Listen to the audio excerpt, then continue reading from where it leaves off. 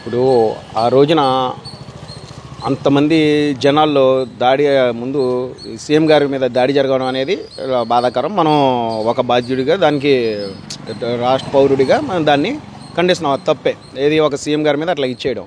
కానీ అది ఎవరు చేశారు ఏంటి అని పట్టుకోవాల్సిన బాధ్యత మన ప్రభుత్వం మీద ఉంది. ఈ పోలీస్ డిపార్ట్మెంటే కానివ్వండి, ఇంటెలిజెన్స్ డిపార్ట్మెంటే కానివ్వండి, ఏదన్నా కానివ్వండి, వాళ్ళ జెడ్ కేటగిరీ సెక్రటరీ కానివ్వండి, లేదా పర్సనల్ సెక్రటరీ కాదండి, వాళ్ళందరూ ఆయన్ని ప్రొడక్ట్ చేసుకోవాల్సిన బాధ్యత ఉంది. అంత ప్రొడక్ట్ చేసుకోకుండా ఒక రాష్ట్ర సీఎంని అలా వదిలేశారంటే మాలాంటి సామాన్యుల పరిస్థితి ఏంటి?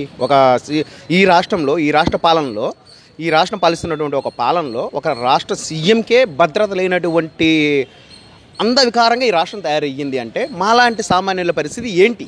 ఎక్కడిది ఉంటుంది? సరే, అది జరిగింది. బోండా ఉమామహేశ్వర గారు చేశారు, ఇంకొకళ్ళు చేశారని నెట్టడానికి ఎలా ఇచ్చేస్తారు?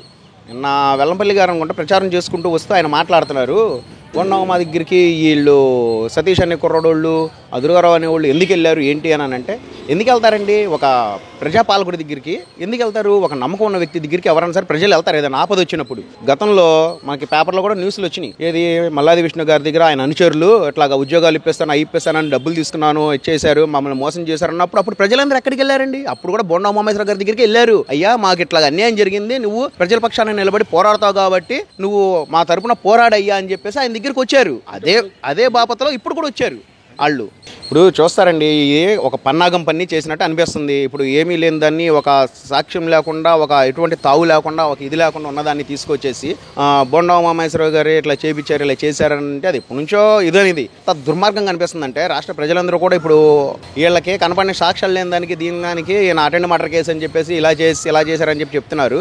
అంతంతలా బాధులు పెట్టి అంత ఇది పెట్టి బోండా ఉమామహేశ్వర గారిని కారు అద్దాలు పగలగొట్టి విత్ వెపన్స్తో అద్దాలు పగలగొట్టి చేసినప్పుడు అప్పుడు ఏమైపోయింది? అటెండ్ మర్డర్ అప్పుడు ఎందుకు పెట్టలేదు? తర్వాత ఇక్కడ గాంధీ గారిది కన్నుపోగొట్టినప్పుడు అప్పుడు ఏమైపోయింది? అటెండ్ మర్డర్ అది చేసినప్పుడు అప్పుడు కూడా ఏం చేయలేదు. ఇప్పుడు ఎందుకు తీసుకొచ్చి ఇలా చేస్తున్నారంటే ఇది పన్నాగం కాకపోతే ఏంటి అని చెప్పి మన ప్రజలందరూ కూడా అనుకుంటున్నమాట. ఇది సాధారణ జనాలందరూ కూడా అనుకుంటున్నమాట. కొందరైతే వెల్లంపల్లి గారిని నిలదీశారు కూడా, అసలు మీరు ఇలా ఇచ్చేస్తున్నారు, ఇంత హడావుడి చేస్తున్నారు, అంత చేస్తున్నారు, మరి ఆయన మీద అట్లా జరిగినప్పుడు అప్పుడు ఏమైపోయారు? అప్పుడు ఖండించలేదు. తర్వాత మీరు అంత ప్రొడక్షన్ లేకుండా ఎలాగున్నారు? ఆ కంటికి కట్టి ఏంటంటే ఒక వారం 10 రోజుల నుంచి చేసుకుని తిరుగుతున్నారు. మీరు వారం రోజుల నుంచి నిజంగా ఆపరేషన్ చేసిన వాళ్ళు కూడా 4 రోజుల్లో తీసేస్తారు కళ్ళజోడు పెట్టుకొని. మీరు మరీ అంత చేసి ఇది బిల్డప్ కాకపోతే ఏంటని చెప్పి జనాలు ఆయన అడుగుతున్నారు. దాని ముఖం చాటేసుకుని వెళ్ళిపోతున్నాడు. ఆ వీడియోలు కట్ చేసి ఈయనేదో మీడియా ముందుకు వచ్చి ఏదేదో మాట్లాడుతున్నాడు. ఇప్పుడు ఎలక్షన్ అప్పుడే జరుగుతాయండి.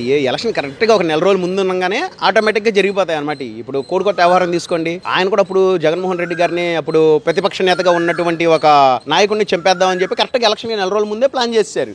తర్వాత ఈ మన చిన్న ఎలక్షన్స్ ఉన్నాయి, ఈ సర్వత్రా ఎలక్షన్స్ ఉన్నప్పుడు కూడా అనేక చోట్ల అనేక దాడులు జరిగిపోయినాయి అనమాట. అలా కరెక్ట్గా ఎలక్షన్ ముందు, ఇప్పుడు కూడా ఎలక్షన్ కరెక్ట్గా ఒక నెల రోజులు ముందుందనగానే ఈ దాడి జరిగిపోయింది అనేది ఒక సమాచారాన్ని తీసుకొచ్చేసి ప్రజల్ని మొత్తాన్ని భయభ్రాంతుల్ని, ఇప్పుడు రాష్ట్ర ప్రజలందరూ సీఎంకే రక్షణ లేకపోతే మన పరిస్థితి ఏంటంటే భయభ్రాంతులు అయిపోతున్నారు. చాలా చెత్తగా ఉందండి, చాలా వరస్ట్గా ఉంది.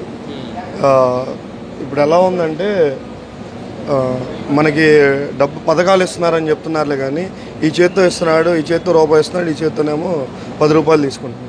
కాకపోతే ఈ జనాలకి, పల్లెటూరులో ఉన్న వాళ్ళకి వీళ్ళకి ఏమో అర్థం కావట్లేదు. ఎడ్యుకేషన్ ఉన్న వాళ్ళకి, చదువుకున్న వాళ్ళకి మాత్రం అర్థం అవుతుంది. నెక్స్ట్ అయితే మాత్రం జగన్మోహన్ రెడ్డి వస్తే మాత్రం మన ఆంధ్ర రాష్ట్రం మాత్రం అడుగు తింటుంది ఖచ్చితం. అది మాత్రం సంక్షేమ పథకాలు ఇస్తున్నారని చెప్పుకుంటున్నారులే కానీ అప్పులు తీసుకొస్తున్నాం అంటున్నారు. అప్పులు ఏమవుతున్నాయి? ట్యాక్సులు పెంచారు, అన్నిటి మీద ప్రతి దాని మీద ట్యాక్సులు వేసుకుంటున్నారు. ప్రతిదీ ఏది చూసుకున్నా పక్క రాష్ట్రాలతో పోలిస్తే మన రాష్ట్రంలోనే డీజిల్ పెట్రోల్ రేట్లు కానీ, ఏదైనా కానీ, మందు రేట్లు కానీ, మద్యం రేట్లు కానీ, మద్యపాన నిషేధం చేస్తానని చెప్పిన మనిషి మద్యం మీదే ఎక్కువ డబ్బులు కలెక్ట్ చేసుకుంటున్నాడు. అంత డబ్బులు అన్ని డబ్బులు మొత్తం తాడేపల్లి ప్యాలెస్కి వెళ్ళిపోతున్నాయి. యువతలకు ఉద్యోగాలు వచ్చినాయి. మా యువత అయితే నేను డిగ్రీ చదువుకున్నాను. ఉద్యోగాలు లేక నేను పార్ట్ టైం కిందే జాబులు చేసుకుంటున్నాను. 10,000కి, 12,000కి, 15,000కి ఉద్యోగాలు ప్రతి సంవత్సరం న్యూ ఇయర్కి జనవరి 1 రోజునే జాబ్ క్యాలెండర్ విడుదల చేస్తారనే వ్యక్తి ఇప్పటి వరకు ఒక్క సంవత్సరం కూడా జాబ్ నోటిఫికేషన్ జాబ్ క్యాలెండర్ విడుదల చేయలేదు. మెగా డిఎస్సి చేస్తానన్న వ్యక్తి మెగా డిఎస్సి పెట్టలేదు. మాలాంటి యువత ఉద్యోగాల కోసం ఎక్కడికి వెళ్ళాలి? అక్కడికి ఎంతమంది కానీ ఉద్యోగాలు ఇస్తారు పక్క రాష్ట్రంలో? యూత్ అయితే జగన్మోహన్ రెడ్డి గారు సభల్లో వాటిలో నేను 2,30,000 ఉద్యోగాలు ఇచ్చాను. ఏనది వాలంటీర్లు ఉద్యోగాలు? వాలంటీర్లు ఉద్యోగాలేమో మాట్లాడితే వాళ్ళు మీరు ఉద్యోగస్తులు కాదు, మీరు వాలంటీర్లు, ప్రజల కోసం సేవ చేయడానికి అని చెప్తాడు. మళ్ళీ ఉద్యోగాలు ఇట్లేదంటేనేమో ఉద్యోగాలు అని చెప్తాడు. అవి ఉద్యోగాలు తెలియట్లేదు, ప్రజల సేవ చేయడానికి వాలంటీర్లు అర్థం కావట్లేదు. అంటే వైజాగ్లో పెద్ద సమిట్ ఏర్పాటు చేశాను, లక్షల్లో కంపెనీలు కోట్ల పెట్టుబడులు పెడుతున్నారని వస్తున్నాయని చెప్పి ఎప్పటి నుంచో చెప్తున్నారు. ఆ గుడివాడ గుడ్డు కథ లాగా ఉంటుంది. అది గుడ్డు ఎప్పుడో పెట్టింది, అది పొదగాలని. అది ఎప్పుడు పొదుగుతుందో, ఎప్పుడు కంపెనీలు వస్తాయో, గుడ్డు ఎప్పుడు ఇదైద్దో పిల్లగా తయారైద్దో తెలియట్లేదు. చెప్పండి, జగన్ వల్ల రాష్ట్రం అభివృద్ధి జరిగింది? జగన్ వల్ల రాష్ట్రం అభివృద్ధి అంటూ ఏమీ జరగలేదు. వాళ్ళు దోచుకోవటం అదే సరిపోతుంది. జనాలకైతే అభివృద్ధి అయితే ఏమీ లేదు.